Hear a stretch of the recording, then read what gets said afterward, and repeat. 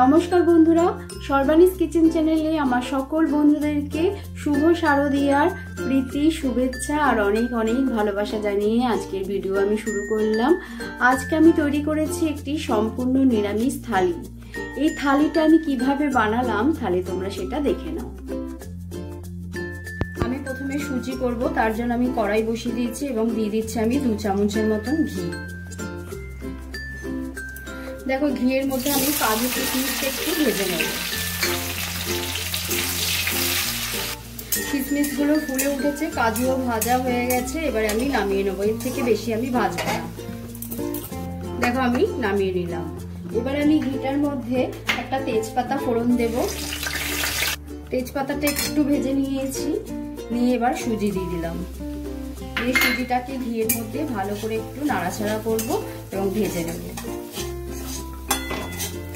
আর এই ভাজতে ভাজতে আমি এখানে দেখো 2 টেবিল চামচ আমি গুঁড়ো দুধ নিয়ে নিয়েছি। এর মধ্যে আমি একটু লিকুইড দুধ মেশাবো। দেখো সুজিটা আমি ভেজে নিয়েছি, এর থেকে বেশি লাল করব না। আমি এই পর্যায়েতেই দুধ দিয়ে দেবো। অল্প অল্প করে দুধ দেবো আর মেশাতে থাকবো। একসাথে দিলে ডেলা পেকে যাবে। এরকম করে আমি মেশাতে থাকবো।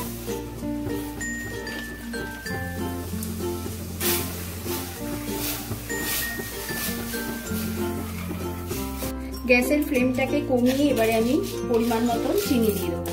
মিষ্টি যে যার পরিমাণ মতন, সুজি জিনিস একটু মিষ্টি মিষ্টি না হলে ভালো লাগবে না, অতএব আমি আমার পরিমাণ মতন চিনিটাকে দিয়ে দিলাম। আর দিয়ে দেবো একটুখানি নুন। মিষ্টি জিনিসে একটুখানি নুন দিলে পরে খুব সুন্দর ব্যালেন্সটা থাকে, ওই জন্য দিয়ে দিলাম একটুখানি। এবারে ভালো করে মিশিয়ে নেব। দেখো এবার দিয়ে দিচ্ছি আমি যে গুঁড়ো দুধটাকে গুলে রেখেছিলাম, সেই গুঁড়ো দুধটা দিয়ে আবারও ভালো করে মিশিয়ে নিচ্ছি। গ্যাসের ফ্লেমটাকে আমি মিডিয়ামে দিয়েছি। দেখো সুজি আমার হওয়া পথে। এবারে আমি যে কাজু কিশমিশগুলোকে ভেজে রেখেছিলাম দিয়ে দিলাম। আর দিয়ে দিচ্ছি অল্প একটু এলাচ গুঁড়ো দিয়ে এবারে নাড়িয়ে চাড়িয়ে নামিয়ে ফেলবো। তাহলে সুজি হয়ে গেল। বসাবো আলুর দম, যার জন্য আমি কড়ার মধ্যে সর্ষের তেল দিয়ে দিলাম। দেখো তেলটা গরম হয়ে গেছে। এবার তেল গরমের মধ্যে আমি একটু কাশ্মীরি লঙ্কা গুঁড়ো দিয়ে দিলাম। এটা দিচ্ছি কালারের জন্য। আর একটু দিয়ে দিলাম হলুদ। এবারে আমি আলুগুলোকে দিয়ে দেবো। দেখো আমি সব আলুগুলোকে দিয়ে দিয়েছি। এবারে আলুগুলো একটু বেশ লাল লাল করে ভেজে নেব। দেখো এদিকে আলু ভাজতে ভাজতে আমি এখানে চালমগজ নিয়ে নিয়েছি আর এক মুঠো নিয়েছি কাজু কিশমিশ। প্রায় 10-12টা নিয়েছি কাজু আর 10-12টা নিয়েছি কিশমিশ। এটা আমি একটু বেটে নেব। দেখো বন্ধুরা আলুগুলো ভাজা হয়ে গেছে। এবারে আমি আলুগুলোকে নামিয়ে নেব।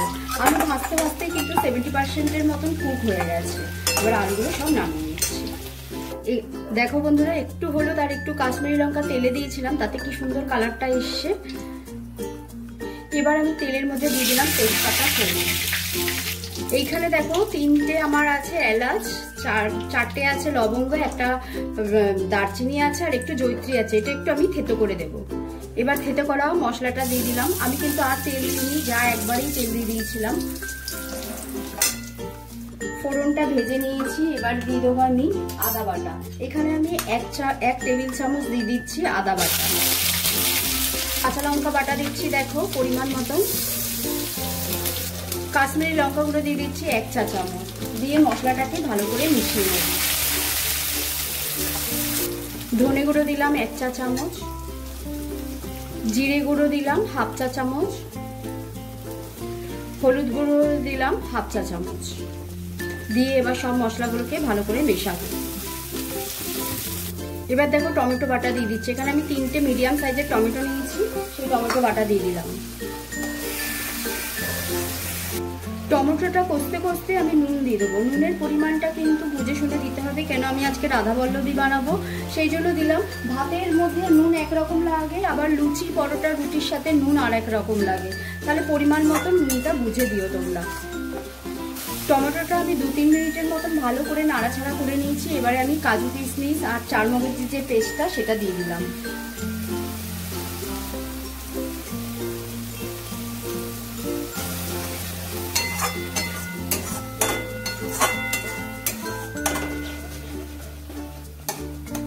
এবার আমি দিয়ে দিচ্ছি 3 টেবিল চামচ দই।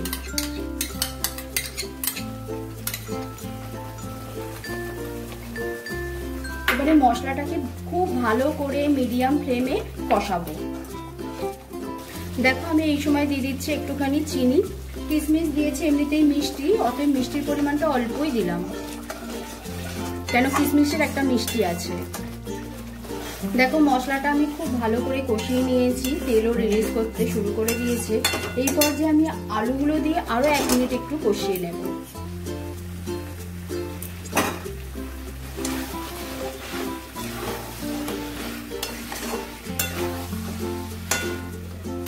দেখো 1 মিনিটের মতন আমি নাড়াচাড়া করে নিলাম।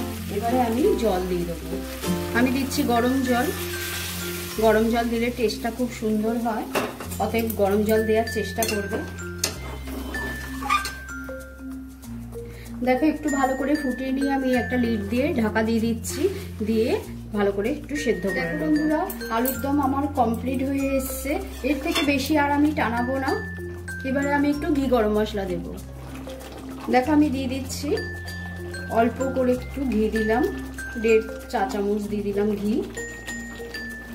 আর দিব একটুখানি গরম মশলা, বাড়ির তৈরি করা গরম মশলা অল্প করেই দিলাম। দিয়ে একটু নাড়াচাড়া করে নামিয়ে নেব, তাহলে রেডি হয়ে গেল আলুর দম। দেখো বন্ধুরা এখানে আমি রাধাবল্লভী করার জন্য বিউলির ডালকে প্রায় 4 ঘন্টা আগে ভিজিয়ে নিয়েছিলাম। খুব ভালো করে ভিজে গেছে এবং ভালো করে ধুয়ে নিয়েছি। এবার আমি একটা মিক্সিং জারেতে ডালটাকে বেটে নিয়ে আসবো, পুরো মিহি করে বাট। দেখো ডালটাকে পুরো মিহি করে আমি বেটে নিয়েছি। তাহলে চলো এবারে শুরু করি। এবার দেখো প্রথমে আমি একটা ভাজা মশলা করব, যার জন্য আমি এখানে নিয়ে নিলাম 2টো শুকনো লঙ্কা। শুকনো লঙ্কাটাকে একটুখানি আমি রোস্ট করে নেবো, তারপরে আমি কি দিচ্ছি দেখো। দেখো এবারে আমি দিয়ে দেবো মৌরি। আমি এখানে প্রায় 2 টেবিল স্পুনের মতন মৌরি দিলাম। একটু ভেজে নেবো ভালো করে। মৌরিটা ভাজা হয়ে গেছে, যতক্ষণ কাঁচা ভাবটা চলে গেছে তারপরেই আমি এটা নামিয়ে দিচ্ছি। কয়েক সেকেন্ড একটু ভেজে নিলাম। এবার আমি এটা গুঁড়ো করে নেব। এবার দেখো দিয়ে দেবো 1 চামচের মতন তেল, সর্ষের তেল দিয়ে দিলাম। এবার দিয়ে দেবো কালো জিরে ফোড়ন, দিয়ে দেবো 1/2 চামচের মতন হিং, 4 চামচ কিন্তু। হিংটাকে দিয়ে একটু নাড়াচাড়া করে নেবো। দেখো এবার দিয়ে দিচ্ছি 1 টেবিল চামচ আর একটু দেবো দিয়ে আদা বাটা দিয়ে দিলাম, কাঁচা লঙ্কা বাটা, দিয়ে যেরকম ঝাল খাও সেই পরিমাণ মতন দেবে। এই সময় দিয়ে দিচ্ছি 1 টেবিল চামচ চিনি, দিয়ে এটাকে মিশিয়ে নেব। নুনটাও দিয়ে দেবো পরিমাণ মতন। এটা তৈরি হচ্ছে পুর, পুরের পরিমাণ মতন নুনটা দেবে।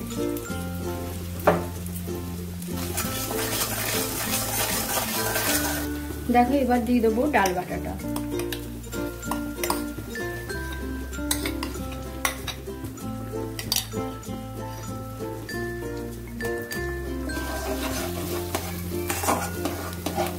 দেখো এই সময়তেই দিয়ে দেবো মৌরি আর শুকনো লঙ্কার যে আমি গুঁড়োটা করে রেখেছি সেইটা দিয়ে দিলাম 2 চা চামচ। এবার ভালো করে মিশিয়ে নেব, দিয়ে পুরটাকে একটু নাড়াচাড়া করবো যাতে কাঁচা ভাবটা চলে যায়।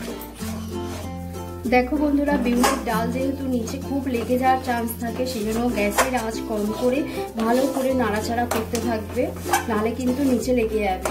এইভাবেই আমি বেশ খানিকক্ষণ নাড়বো যতক্ষণ না এটার কাঁচা ভাবটা চলে যাচ্ছে। এইভাবে মিলে দেবো, আবার এটাকে এরকম করে তুলে এইভাবেই আমি করতে থাকবো। দেখো বন্ধুরা পুরো আমার কমপ্লিট হয়ে গেছে, পুরো শুকনো করে। এখন নিচে লেগেও যাচ্ছে না, উঠে আসছে, এইভাবে মন্ড একটা তৈরি হয়ে যাচ্ছে। তাহলে পুরটা আমার কমপ্লিট হয়ে গেছে। এবার আমি গ্যাস বন্ধ করে দেবো। দেখো এবারে আমি ময়দা নিয়ে নিয়েছি। ময়দা আমি আমার পরিমাণ মতন নিয়েছি। ময়দার মধ্যে এবার দিয়ে দিচ্ছি আমি নুন। নুনটা পরিমাণ মতন দেবে, 1/2 চা চামচের মতন আমি দিয়ে দিলাম নুন। এখানে প্রায় 750 মতন ময়দা আছে আমার। এবার দেখো আমি চিনি দিয়ে দিচ্ছি একটু। এবারে আমি 3 টেবিল চামচের মতন ডাল বাটাটা রেখেছিলাম, সেই ডাল বাটাটাকে আমি দিয়ে দিলাম।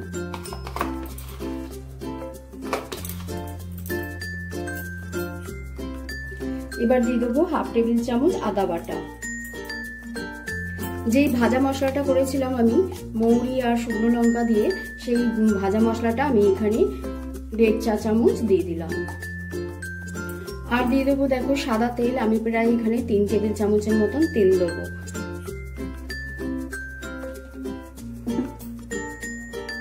এবার আমি সবকিছু ভালো করে মিশিয়ে নেব ময়দার সাথে, দিয়ে অল্প অল্প করে জল দিয়ে আমি মাখাতে থাকবো, যেন খুব নরমও না হয় আবার খুব শক্তও হয় না, এরকম ভাবে আমি মাখাবো। দেখো আমি ভালো করে আগে সবকিছু দিয়ে মিশিয়ে নেব। দেখো সবকিছু দিয়ে আমি ভালো করে মিশিয়ে নিয়েছি। মন্ডটাকে এরকম করে ময়দাটাকে নেবে, এরকম ডেলা পেকে যাবে, আবার এরকম করে আস্তে করে পেস্ট দিলে ঝুরঝুরে হয়ে যাবে। এবারে আমি অল্প অল্প করে একটুখানি করে জল দেবো আর মাখতে থাকবো। তাহলে আমি ময়দাটা মেখে তোমাদেরকে দেখাচ্ছি। অল্প অল্প করে জল দেবে, আর একবারে কিন্তু হড়হড় করে জল দেবে না, অল্প অল্প করে দিয়ে মাখতে হবে। দেখো বন্ধুরা আমি ভালো করে থেসে থেসে ময়দাটাকে মেখে নিয়েছি। ময়দা মাখা আমার পুরো কমপ্লিট হয়ে গেছে। একটু ভালো করে একটু থেসে থেসে মেখে নেবে। নিয়ে দেখো আমার ময়দা মাখা পুরো কমপ্লিট। এবার আমি এটাকে 10 মিনিটের জন্য একটু ঢেকে রেখে দেবো। ময়দা যত ভালো করে মাখবে তত কিন্তু কচুরি খুব সুন্দর হবে। দেখো বন্ধুরা এবারে আমি ময়দা থেকে লেচি কেটে নেবো। লেচিটা ঠিক এরকম সাইজের কাটবো, পুরো রুটির মতন যেরকম, কেন এগুলো তো বেশি পাতলা হয় না, একটু মোটা মোটা করতে হয়। রুটির যেরকম আমরা লেচি কাটি ঠিক সেরকম লেচিগুলো কাটবো। তাহলে চলো লেচিগুলো কেটেও তোমাদেরকে দেখাচ্ছি।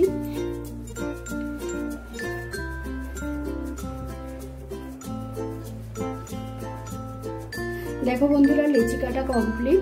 এবার লেচিগুলোর মধ্যে আমি এখানে ডালের পুরটাকে গোল গোল করে রেখে দিয়েছি। এবারে দেখো সারা মাঝখানটাকে একটু মোটা রাখবে আর চারিদিকটা একটুখানি পাতলা করে নিতে হবে। দেখো আমি খোলটা করে নিয়েছি। এবারে ডালের পুরটাকে একটুখানি হাত দিয়ে একটুখানি স্পেস করে দেবে, দিয়ে এরকম করে ভেতরে দিয়ে এরকম দুটো মুখকে জয়েন্ট করে দেবো। আবারও তাহলে এইভাবে আমি সবগুলো করে নিই।